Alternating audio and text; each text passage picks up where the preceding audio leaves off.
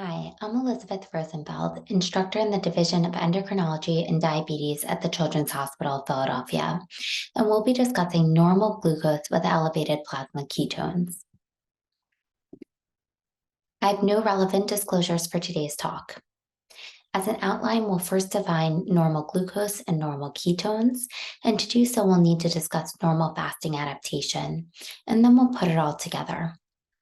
So, what is normal glucose, or in medical speak, physiologic post-absorptive plasma glucose concentration? This is 70 to 100 milligrams per deciliter, and the body has coordinated and redundant mechanisms to maintain plasma glucose in this range. These mechanisms we think of in the fed and in the fasted state. So, in the fed state, glucose or carbohydrate from the meal is absorbed. This raises plasma glucose, and as a result, insulin levels are elevated and the levels of counter-regulatory hormones are low. And under the influence of plasma insulin, plasma glucose is transported into tissues where it's used as an energy source, as well as into liver and muscle where it's converted to glycogen, and into adipose tissue where it's stored as fat or triglycerides. After the meal's absorbed, the body transitions to the fasting state where glucose levels fall, insulin levels are low, and the counter-regulatory hormones, in contrast, are high. And in this setting, the body transitions to use glucose from other sources to generate alternative fuels, and through this decreases glucose utilization such that the brain is able to maintain glucose supply. These processes are glycogenolysis, or the breakdown of glycogen into glucose within the muscle for local use, but also in the liver, where it's transported out of the liver into plasma glucose to support the brain. But this is a limited process that doesn't last forever, our stores of liver glycogen. And so it's augmented by gluconeogenesis, or the synthesis of new glucose. And as fasting progresses, the body proceeds to lipolysis, or the breakdown of fats, to glycerol and free fatty acids.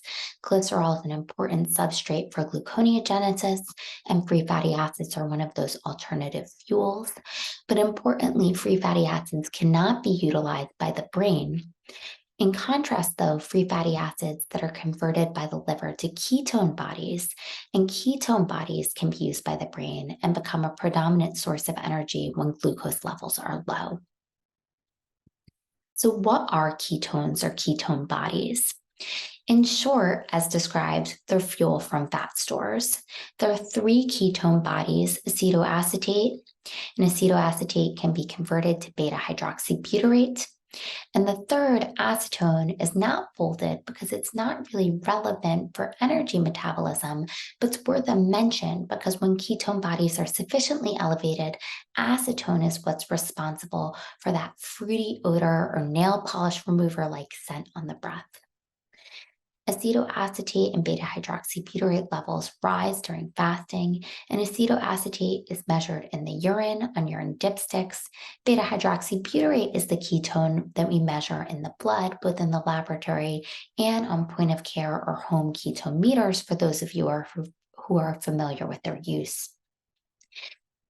Acetoacetate and beta hydroxybutyrate are oxidized in the mitochondria of tissues other than the liver where they're formed for energy. And so this includes the brain, heart, skeletal muscle, and other tissues. But as I've mentioned, ketone bodies are really important for brain energy sources when glucose levels become limited.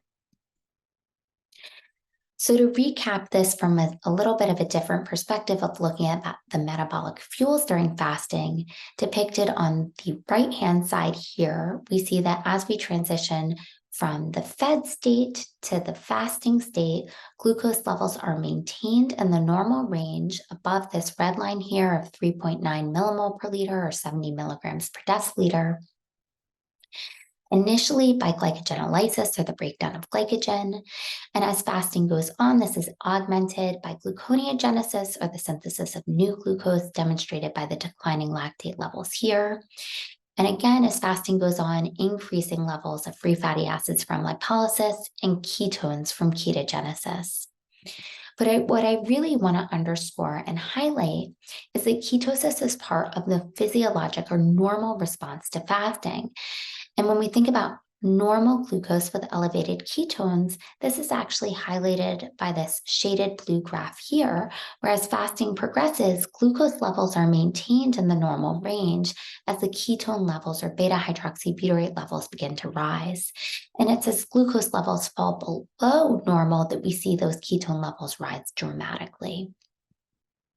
So when we think about what is normal glucose with elevated ketones, well, first and foremost, this is part of the normal fasting response, as I've said several times now. But as many of you have come here today to discuss, this is also something that we see in the ketotic hypoglycemia disorders. For that reason, we see that as fasting progresses, or if fasting is foreshortened, that we might see foreshortened or earlier development of ketones and subsequently hypoglycemia.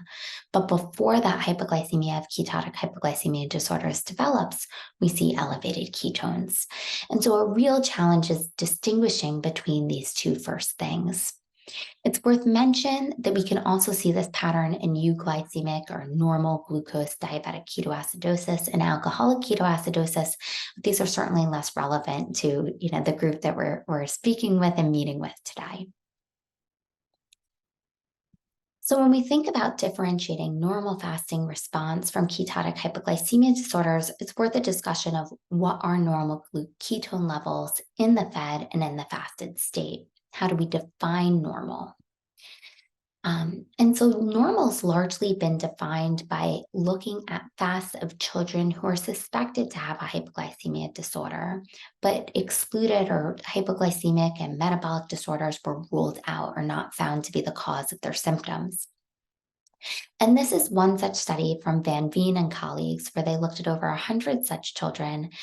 And this data that I'm highlighting for you here is at the start of the fast. So looking at children under 2 years of age, 2 to 6 years of age, and over 7 years of age.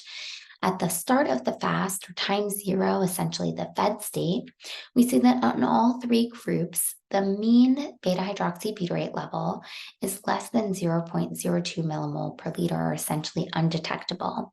And even when we look at the 90th percentile of children, the mean beta hydroxybutyrate level is still less than 0.2 millimole per liter. And so we can clearly see that in the fed state, ketone levels are very low, as we would expect based upon those normal fasting mechanisms we've already discussed. And so this is pretty clear. If we see elevated ketones in the fed state, this would lead us to think about things like ketone utilization disorders. But what about in the fasted state? And this is where things get a little bit more challenging, but there are a few things that I'd like to highlight. One is that younger children have higher fasting ketone levels than older children. And the other thing is that the normal range, looking at the range that's observed in these children who don't have hypoglycemia disorders at the duration of the fast, is really wide. From not particularly elevated ketone levels, 0.9 millimole per liter, to above 3 millimole per liter. And 3 millimole per liter is about a threshold of where you would consider having acidosis or too much acid in the body because of the ketone levels. But one of the challenges, as I alluded to, is that these aren't really representative of what children who aren't suspected of having hypoglycemic disorders might be experiencing after a more typical overnight fast. But before getting to that, I do want to highlight one other thing, which is that when we think about interpreting ketone concentrations, we really need to consider the age of the child, because we understand from the Van Veen study and others that ketone levels, fasting tolerance, and so ketone elevation is going to be different in younger children than older children. As I mentioned, the duration of fasting is important. In terms of the normal duration of fasting for a child, of maintaining glucoses in the normal range, is age-dependent process. And so along with that, the body's mechanisms to maintain fasting plasma glucose are an age-dependent process. And then, of course, we really need to think about the concentration of the ketones in relation to the glucose. This is slightly less relevant to thinking about those disorders, hypoglycemic disorders that are ketotic, but important and worth a mention when we think about understanding hypoglycemia more globally. So, getting back to what I mentioned before, which is what do we expect to see for normal ketone levels in healthy children, not children suspected of having hypoglycemia disorder after a typical overnight fast? Because practically speaking, this is often the kind of data that we're dealing with. Both as families and as the providers taking care of children with ketotic hypoglycemia disorders.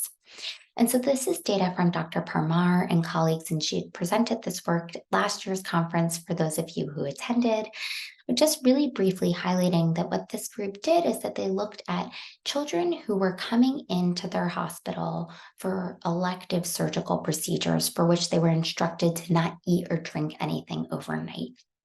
And so these are children who didn't have suspected hypoglycemia disorders and didn't have any real recognized risk factors for such. They'd undergone an average of about a 12-hour fast.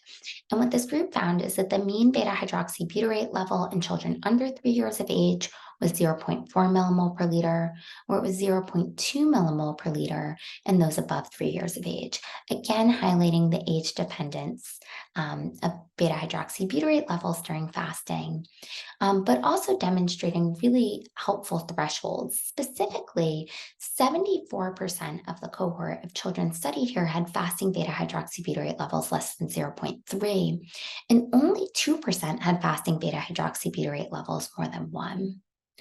So when we think about normal glucose with elevated ketones and what does this really mean, it depends.